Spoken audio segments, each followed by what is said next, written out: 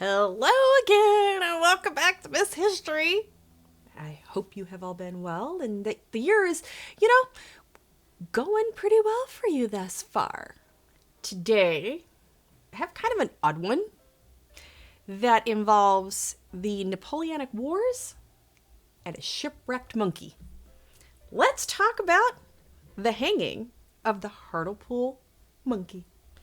Really, we have to start our journey to this story with the French Revolution, which started in 1789.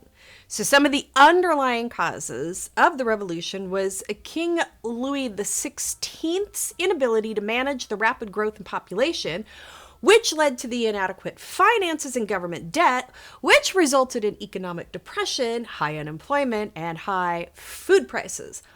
Also, the ruling elite would resist reforming the regressive tax system, and voila, crisis.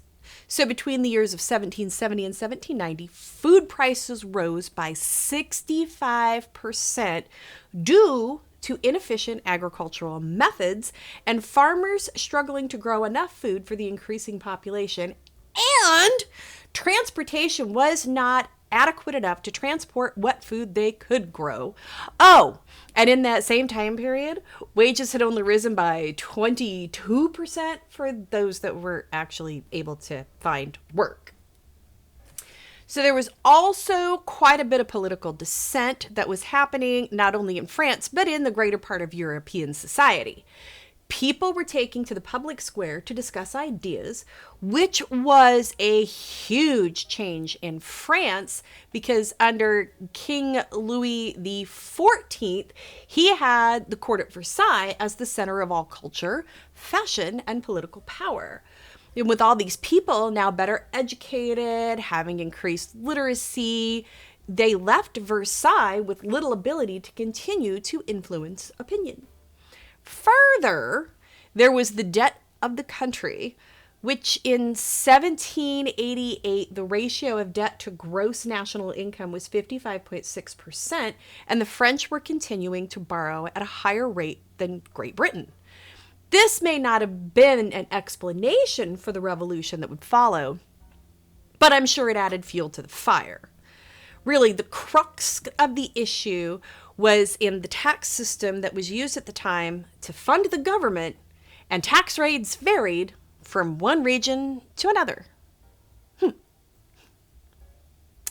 Anyway, by the time King Louis XVI came to power in 1774, he had quite a bit to deal with, which he apparently was indifferent to and would often back down from reforms when faced with opposition.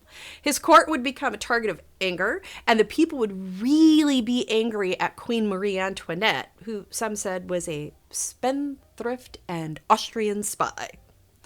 It was a financial crisis of epic proportions, you might say. In France, the crown controlled spending, but not revenue, and national taxes could only be approved by the Estates General, who had not been seated since 1614, with the revenue functions being assumed by regional parliaments. All this led to the total debt increasing to 4.5 billion livres, the currency used in medieval France at the time, by 1788. This would lead to the recall of the Estates General in 1789. They were made up of 3 estates: the first, the clergy; the second, nobility; and the third, everybody else. So the first 2 states could actually overrule the third all the time. Like, every time. I just can't see an issue with this. I'm having a weird hair day and it's all falling out. Anyway, the Estates General would be converted to a National Assembly in June of 1789, and agreements were not made on reforming the country's issues. The result would become civil unrest, which led to the storming of the Bastille on July 14th, 1789, and thus the revolution had begun. The French were promised democracy, freedom, and equality, and it failed. At the end of the 10 years of the revolution, all that really happened was that they replaced one despot, King Louis XVI, with another one, Napoleon. Napoleon celebrated his success by starting wars known as the Napoleonic Wars and would rage on for 13 years. He would conquer most of Europe and then lose it because he didn't play Risk. But he never did conquer Great Britain or Russia because only a Mongol would invade Russia in the winter, which they did in the 13th century. Okay, are you still with me? Yeah, cool. As this legend goes of the shipwrecked monkey, it happened during the Napoleonic Wars. Apparently, a French ship was spotted wrecked off the coast of Hartlepool, England. I learned that is not where hobbits live. This ship only had one survivor, a monkey, who was apparently dressed in a tiny French military uniform. Isn't that adorable? The story is, due to Hartlepool's distance from France, the people had never seen a French person, let alone a monkey. Though in some satirical cartoons from that time, they did depict the French as looking like monkeys with tails and claws. So maybe it isn't unreasonable to believe that perhaps the people of Hartlepool in the early 19th century really didn't know what a person from France might look like. As I understand early history, people weren't typically the jet-setting travelers that we are today. And so with that said, the people decided that the monkey was a French spy.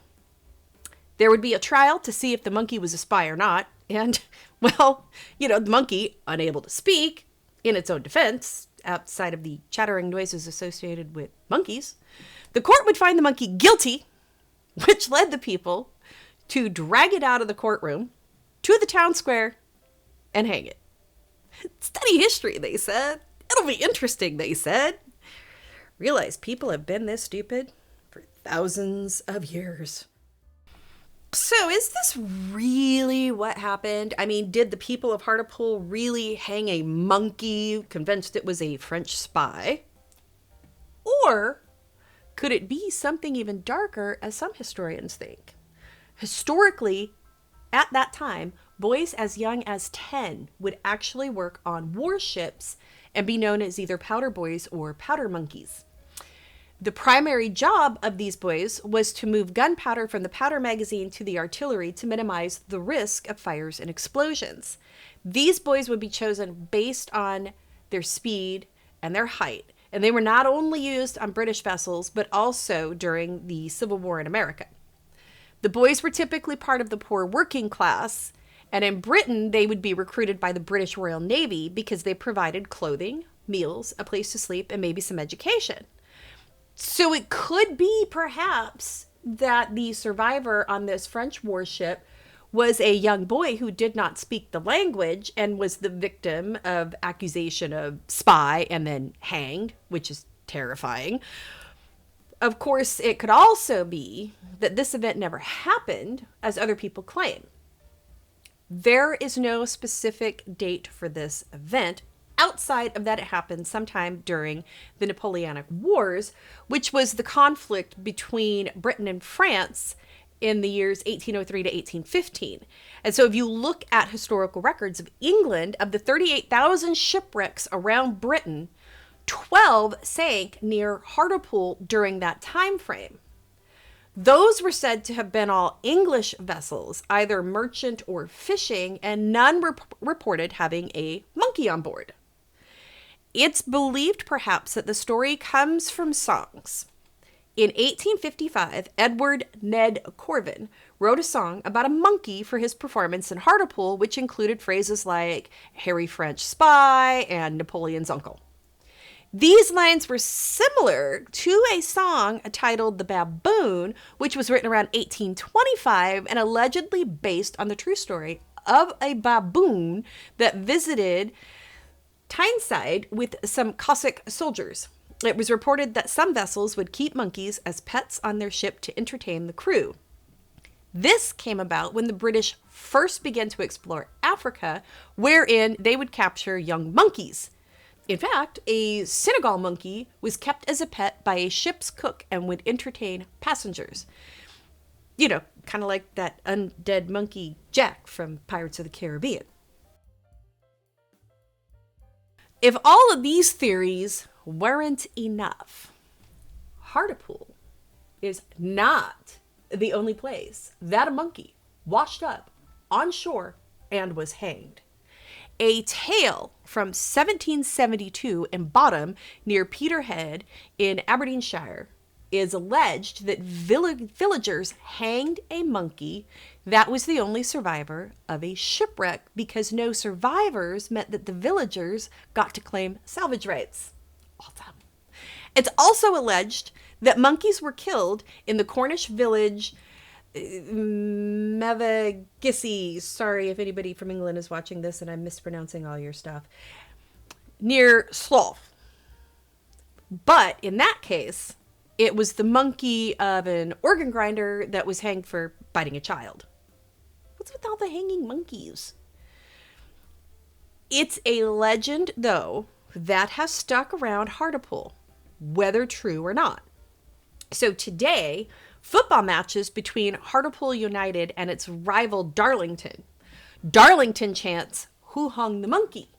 In fact, Hartlepool United's mascot is a monkey called Angus the Monkey. The rugby union team, the Hartlepool Rovers, are known as the Monkey Hangers. So it's safe to say that the people of Hartlepool really, really, really like their legend. But it gets more weird when you learn that a man named Stuart Drummond wore the Angus the Monkey costume as a publicity stunt during his run for mayor. His only campaign promise was free bananas for all school children. Regardless of the fact that other legitimate politicians were running for mayor, it would be Drummond who would win. The children never got their free bananas, but that didn't stop the people of Hartlepool from electing Drummond to mayor again in 2005 and 2009. All of this became part of Hartlepool's history and identity, but what do you think? Did they hang a monkey because they thought it was a French spy? Did they hang a young French boy because he didn't know the language? Did this even really happen at all?